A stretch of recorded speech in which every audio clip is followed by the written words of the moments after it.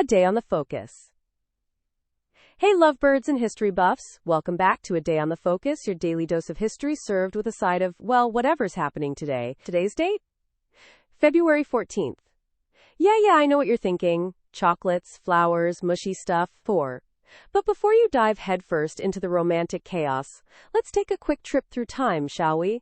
First up, way back in 748, the Abbasid Revolution is in full swing. Picture this: Merv, the capital of Khorasan, falls to the Hashimi rebels.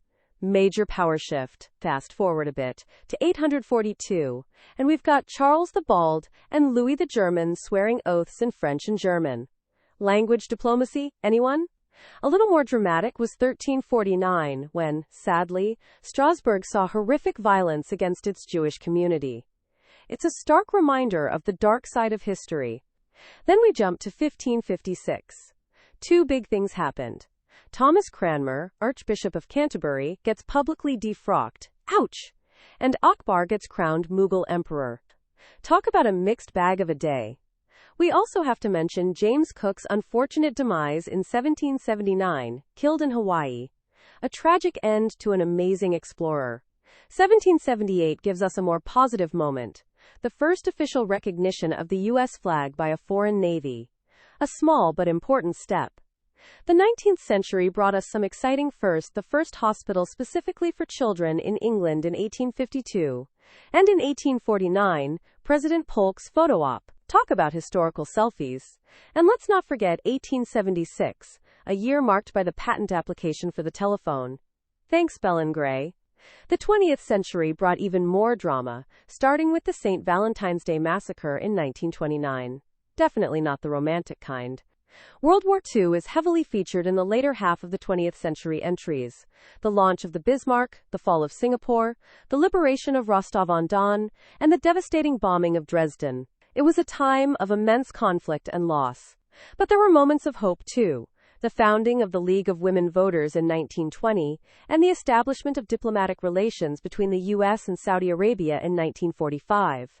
And finally, we reach the 21st century, with things like the NER Shoemaker orbiting an asteroid. Who needs roses when you've got asteroid orbiters, right? Okay, now for the fun part. The story.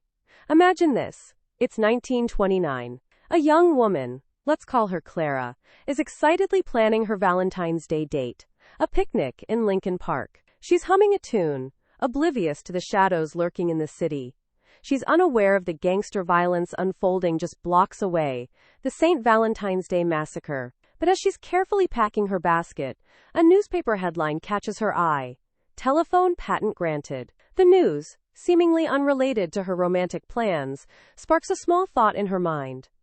Years later, Clara, now an old woman, sits reminiscing about that day.